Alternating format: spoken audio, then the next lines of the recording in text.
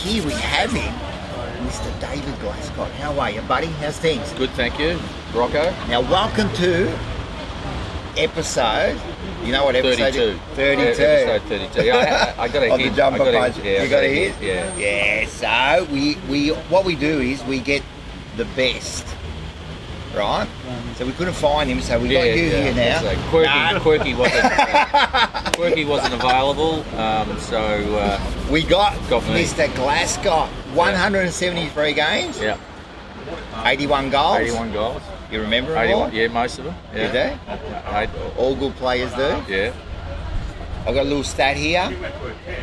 81, 82, 87 premiership player, triple premiership player, and of course the Hall of Fame.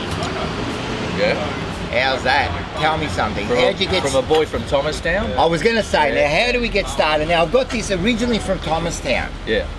Yeah, boy from Thomastown. So the story goes that my father, Dennis, who passed on about 2 years ago, he was Carlton supporter from a very early age. Yeah. And he was actually a lolly boy at the Carlton at Princes Park. Like the peanut? Yeah, it was a lolly boy, really? Yeah, was a lolly boy, and actually was at the 45 bloodbath when Carlton played. Yeah, he was a lolly Chitty? boy when he was about 8. Yeah, Bob Chitty. Yeah, so he was a lolly boy there, and he was a Carlton supporter his whole life. And he got married. My mother was a Collingwood supporter, and they actually moved to Sunshine and had a milk bar.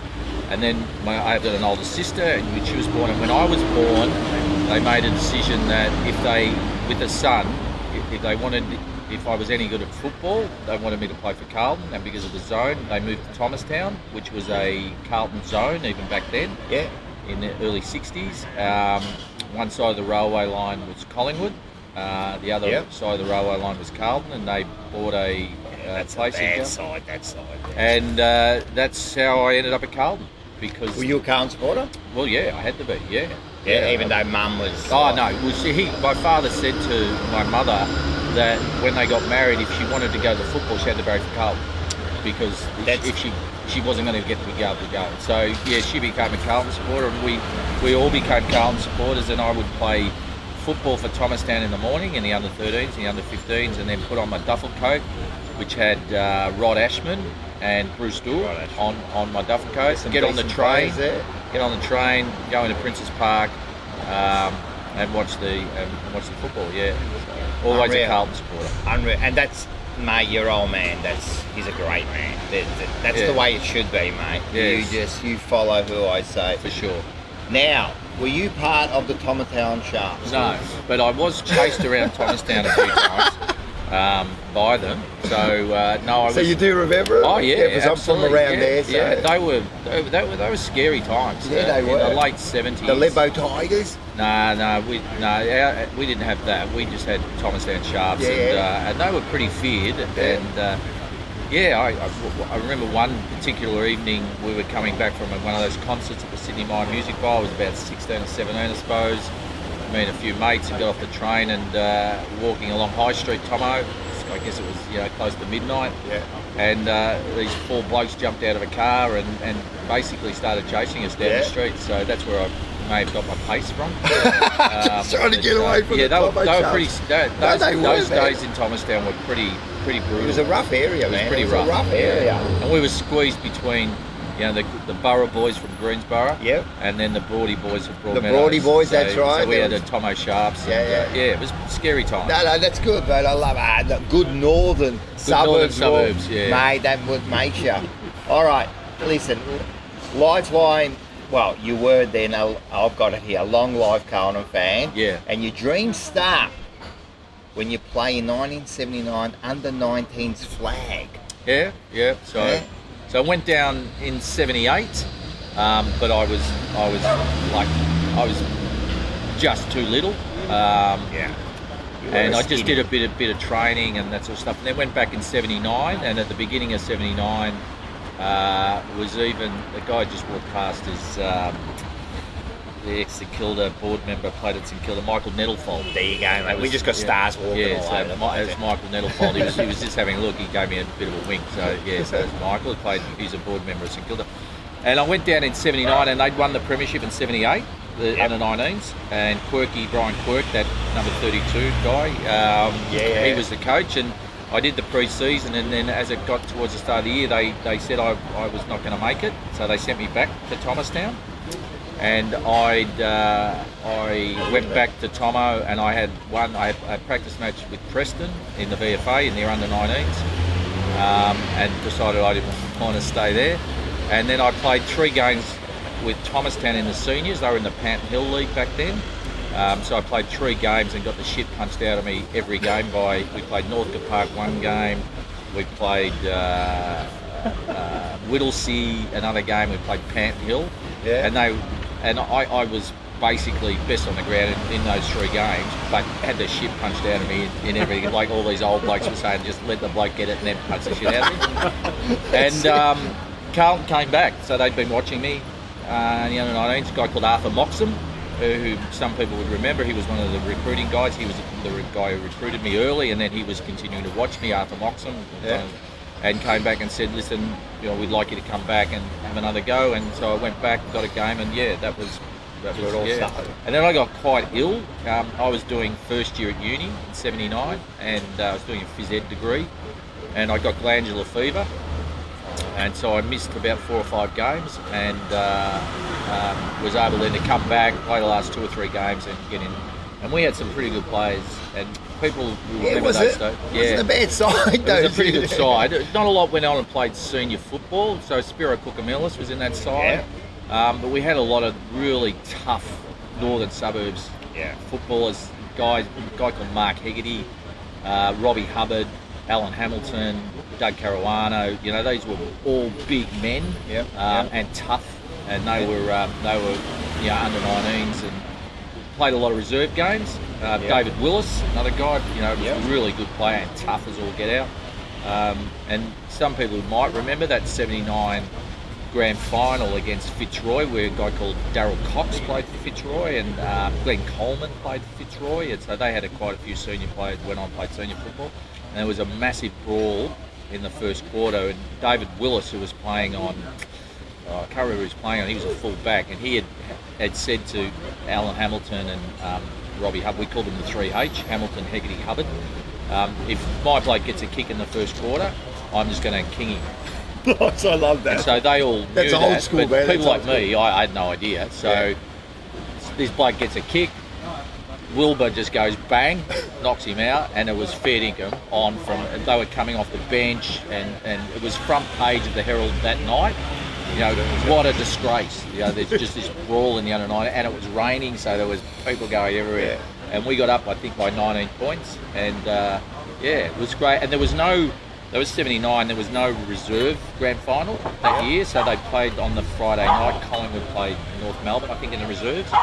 And so we played before the seniors, so at half time there's 100,000 people at the ground, we're under 19s, and then Carlton come out and win, and Harmsy does what Harmsy does, and Bomber kicks the goal, and it was great. Well, it would have been a good night.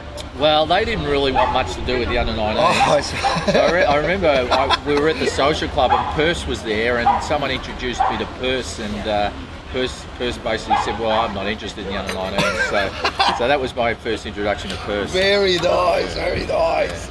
All right, so that was pretty good. Yeah, you fulfilled the second part of your dream when you made your debut. I'm going to tell you when it was. Round 3, 1981, and you were along one of your idols, Bruce Stool. Yeah, for sure. And a couple of others, I suppose. How did that feel? Well, so when I went down to Carlton, my goal was get a pair of shorts, get a pair of socks, and with Carlton on it, and I would have been happy. Done. Yeah, that's it. That was my dream. The idea that I would be playing with Ashy and Bruce was ridiculous. It was just ridiculous. Yeah. So to be able to play, it's beyond words. Yeah. And the first game we played Fitzroy, and they didn't actually name me in the side, so I was emergency. But they made a decision, not for whatever reason, not to name me. And so we were playing Fitzroy, and I'm on the bench, and in those days it was the 19th man, 20th man at the bench. And Rod Austin was playing on Mick Conlon. You do remember Mick, big Mickey Conlon. So Jack Dyer was commentating the game.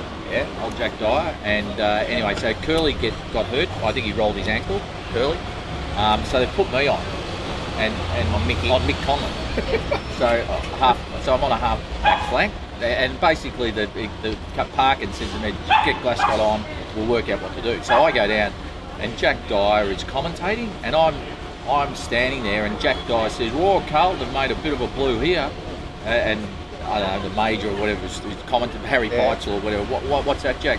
They've left Conlon on his own, so I'm standing behind Conlon, and because he's so big and I was so little, they couldn't see me until Conlon moved. They go, "Oh, hang on, no, it's Glascott. Who's Glascott?" That was my. So I was on Mick for about 2 minutes, and I was absolutely petrified and shitting myself. Yeah. And then they moved me on the wing, and I played on a guy called Michael Poynton, left footer. And yeah, sort of went all right, got dropped.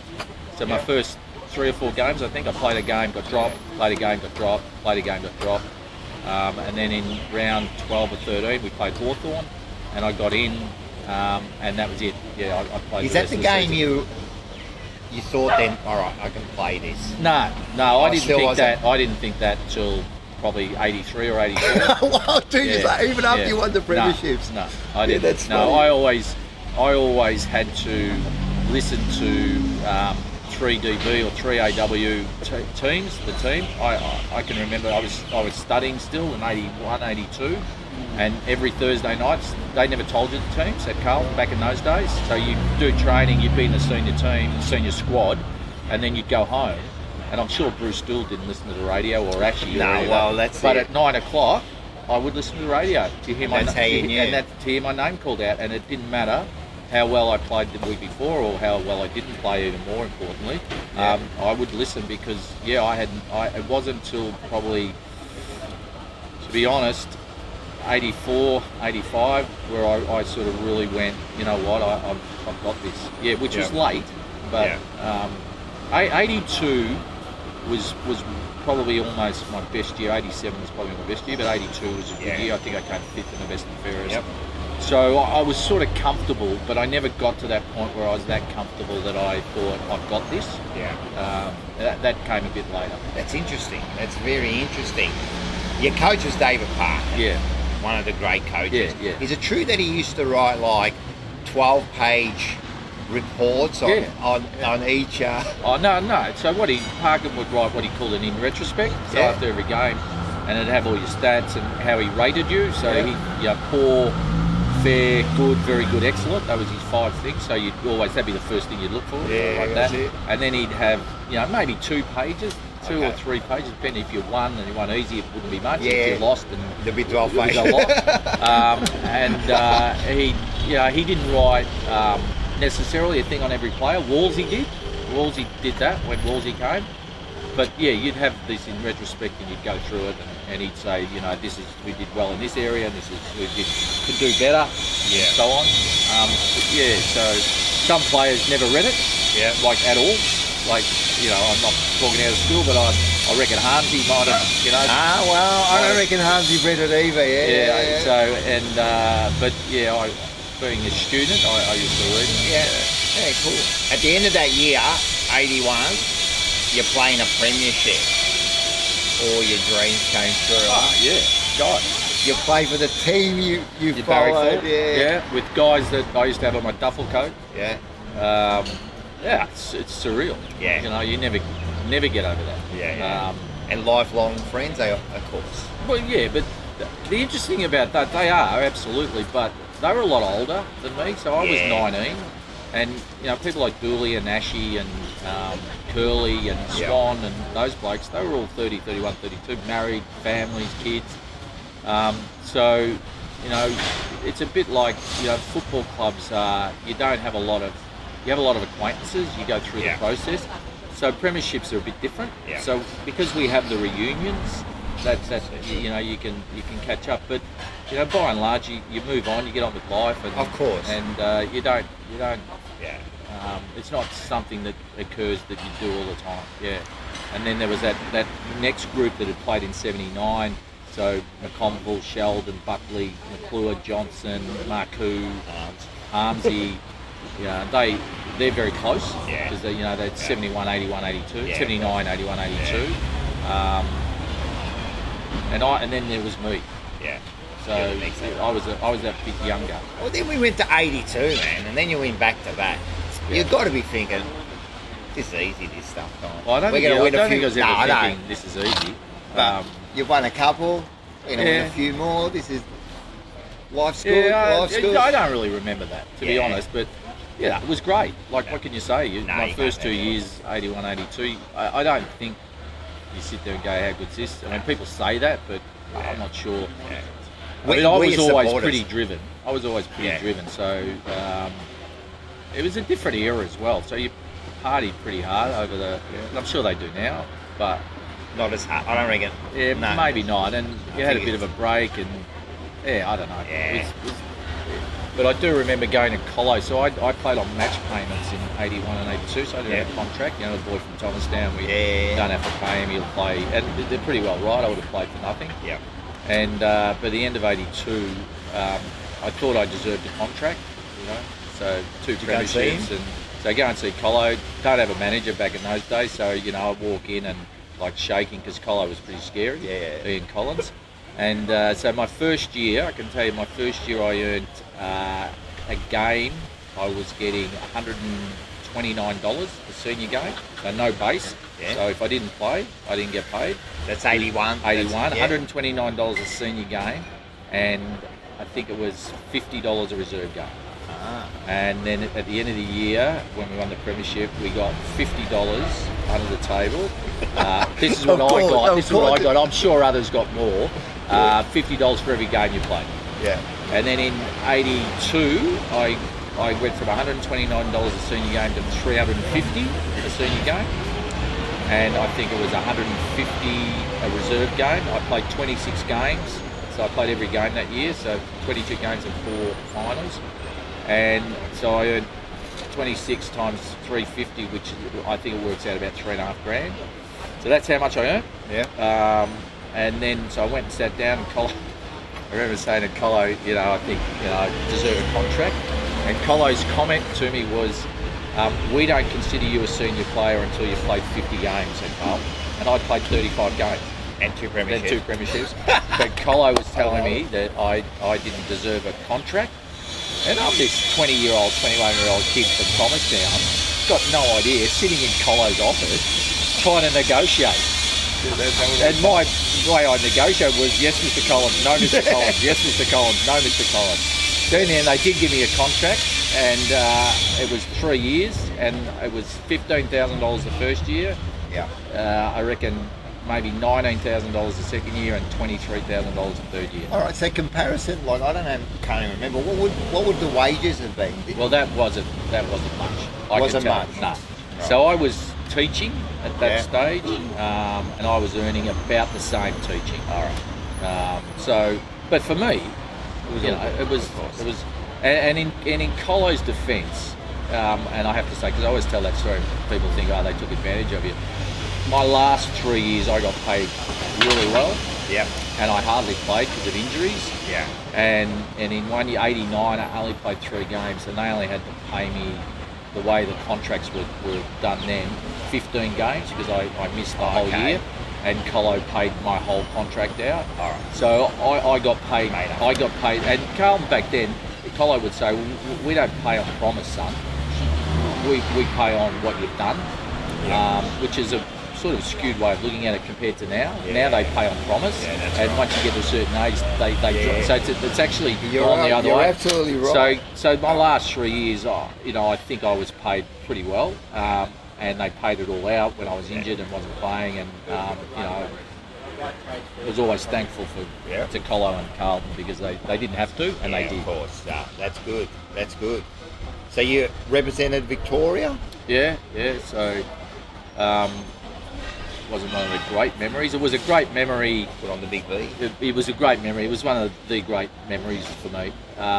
We got beaten. We got beaten by 3 points. Yeah. We played Adelaide, and that was a good side. That was '87. So I got picked in '85 as well. And on the Saturday before, I did my hammy against Geelong. It was the first time I got injured. Yeah. And we were playing Geelong, and I was running through the centre, and people say about hamstrings, and I hadn't had an injury, so I played about 110 games, pretty much, not in a row, but 110 out of 115 or something like that.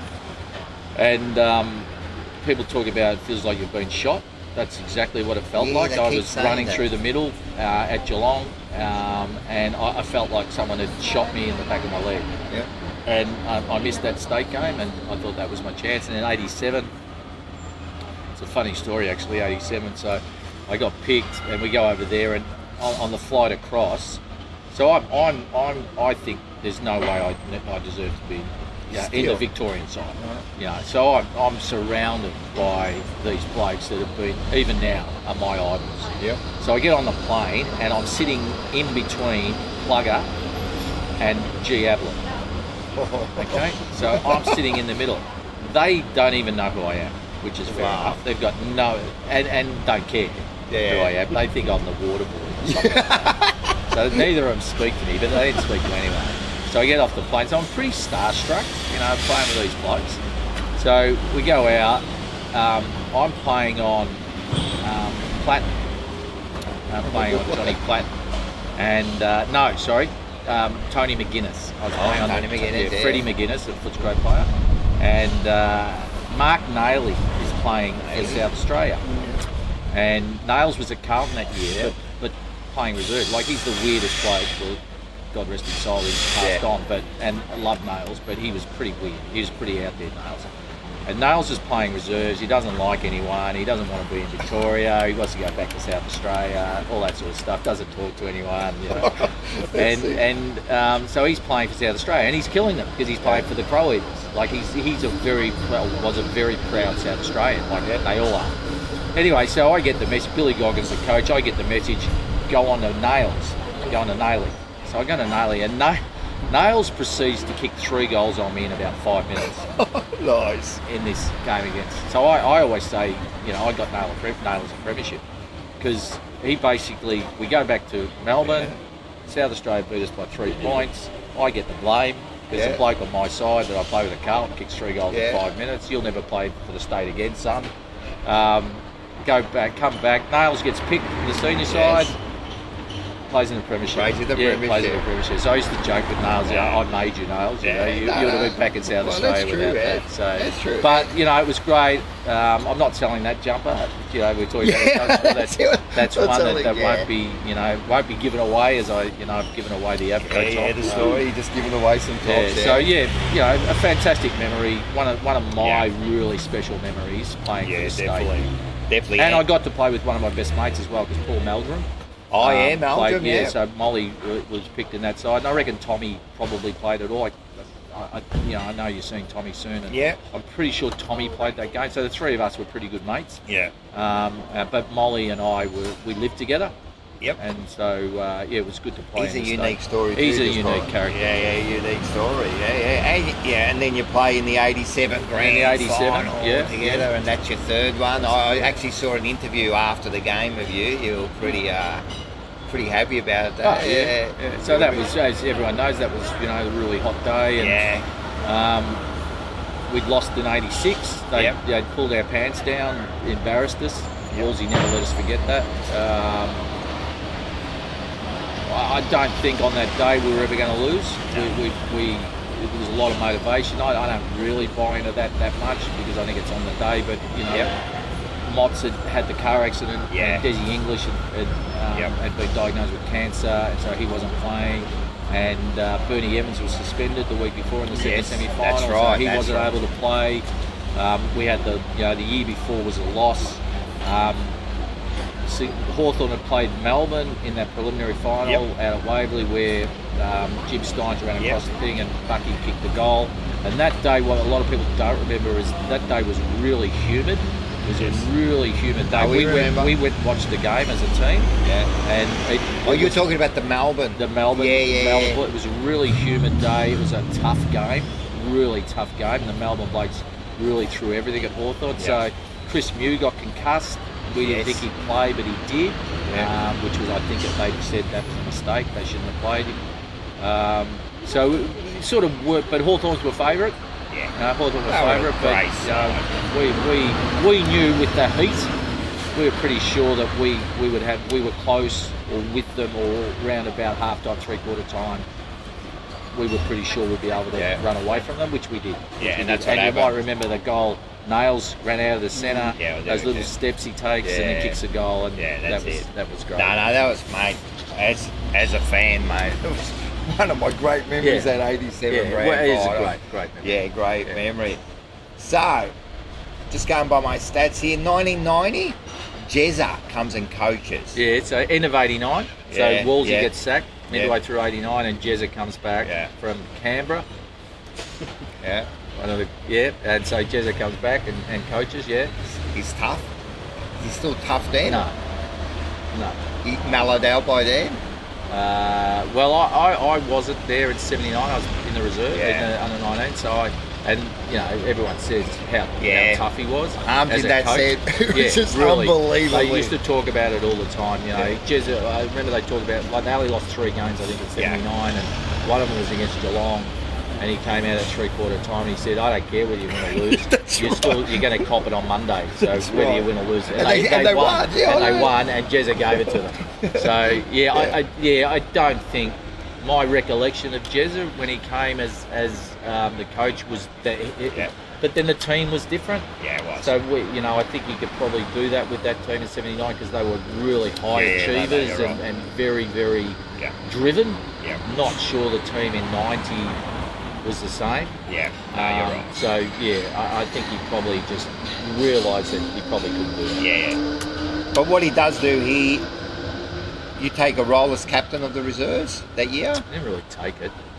They go, said you're. Look, that's not how it actually happened. So I was playing. I'd done my shoulder in '89, so I didn't play. So that was round 3, and I didn't play the rest of the year, and then I did pre-season in '90, and then the Thursday night before our first night pre-season game, I tore my hamstring at training. Oh, yes. So I missed the first maybe 4 or 5 games, came back, and I was just playing catch up. And so I'd play, and I struggled a bit, and anyway, so it wasn't any decision that was made. I just towards the end, Jezza and I think Fitzy was. They just decided they weren't going to play me. So I played the last maybe 3 or 4 games in the reserves. And then the finals came in the reserves, and so I was made captain for the finals. So it's not what people remember that I was the captain of that's not how it happened. I was playing senior. I probably played about 15 games that year, 13 games. But I was considered probably in the last 4 or 5 games not going to get played. So and I remember saying to Jezza, am I out for the year? And pretty much he said, we're not going to play. So you knew that. And then I played reserves, and then Ashy because Ashy was the coach, and Ashy at the start of the reserves final series just said, would you like to captain the reserves during the finals? And then I did that, and we won. We beat Melbourne in that grand final, which was great. There were a lot of young blokes, and we had a pretty good side. Dora played in that, and Beezer played in that. So it was a pretty good side. And then in '91, when Parker came, I sort of played. I reckon maybe I got injured early once again. I stayed my last 3 years. I only played about. At the end of '88, I had 157 games, and the last 3 years, '89, '90, '91, I only played 16 or 17 games. We played Fitzroy, one of those pre-season matches down in Tasmania in '91, and I played alright. And then we came back and we were training on the Thursday night, and I hurt my foot, and I went and had a bone scan, and I had a stress fracture. So I missed the first 12 games of that year. And once again, I couldn't train. I played catch up. I got back in the side. I couldn't get a Yeah, kick. you played. I got it here. Played the last game against Richmond. Yep. In the would have been since 91. round 24. That would have been the last game. Well, it was interesting because that was my last game, and it was David Cloke's last game. He played Richmond, and nice. David Cloke kicked 8 goals and got 3 Brownlow votes on Dooney. Don't tell Dooney I said that. Maybe he didn't play the whole day. Yeah. And I was shithouse. Yeah. And so that's how we both ended our careers. Cloke with 3 votes in the Brownlow and 8 goals, and me walking off with my tail between my leg. And then, but I didn't retire, so don't. That's not what happened. So I did pre-season, and I was going all right. I was travelling pretty well. We played Adelaide in the first night game over there. Yeah. And we flew over, played. I think we got beaten. I was terrible. I had a mate ring me the next day and said, you need to give it up. And I didn't have to make that decision because I was sitting at work and I get a phone call from Cole Kinnear, who was the football manager back in the day. Okay, yeah. And Cole, I was working at National Mutual, and Cole rang and said, "Oh, how you go? Yeah, good." So this is probably the Thursday after the Tuesday night game. Yeah. And Cole said, we'd like to have lunch with you. Oh no, that's not good. And I said, who's that, Cole? And I must admit, I didn't see it coming that I remember. And Cole said, Goffey and Stephen Goff and Parkin. And I said, are you sacking me? And Cole said, well, let's just, have lunch. I said, Cole, if you're sacking me, just tell me. You don't have to buy me lunch. Yeah. And he said, well, yeah, we had to get rid of a couple more off the list, and we decided after Tuesday that, and I said, well, that's fine, you can still buy me lunch. Yeah, that's so I it. made the 3 of them we went into what's that restaurant in Carlton, not Donini's, the other one that's on Lygon Street. University. Nah, not Universita. The one, the deck's blocked down. The other opposite Brunetti's. What's that? It's Tiamo. So we've gone into Tiamo, the 4 of us, and I've made them sit there and sack me and buy me lunch. So I always say to Park, and so you gave me my first game and you sacked me. So Yeah, that's all right. it. So. And then North Melbourne approached me because Carlton were really good. Carlton said, look, how do you want this to go out? You can retire. Yeah. And I said, yeah, that's all right. So I retired, but before that went out, I said we'd made a decision. I went back to Carlton and I said, listen, I just want to play football for Carlton. I don't, what about if I'm captain of the reserves and just play reserves? Yeah. As a sort of Ashy was coach. Ashley didn't want me to do this. Ashley wasn't happy about it apparently.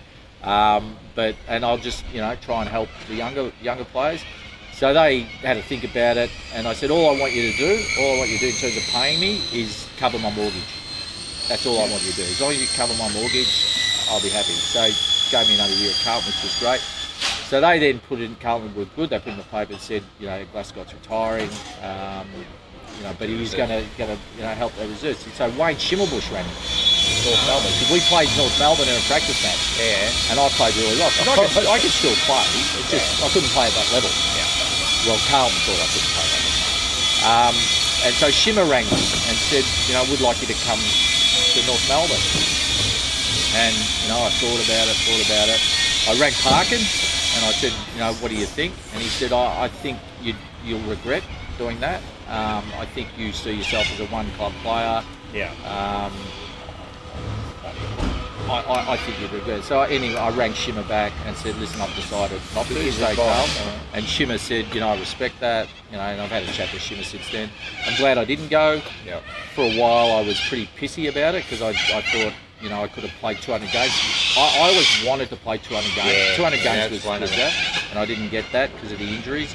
And then I went back and I played reserves and I was captain, and I enjoyed it because I knew I wasn't going to get picked in the seniors, so I didn't have that pressure on me. Yeah, nice. And the funny thing was that they had the mid-season draft back then, and yes. Carlton drafted me back because I was off the list. They had to get permission of the AFL for me to play because I wasn't on the list, and Carlton drafted me back in case they made the finals. Parkin had said to me, because you're playing so well, we're not going to play you, but if we make the finals, the last 3 or 4 You games, never know. yeah, we'll That's put you right. back on the list. But in the end, they didn't make the finals. Yeah. I broke my ankle, Yeah. and so I didn't play the last 4 or 5 games anyway.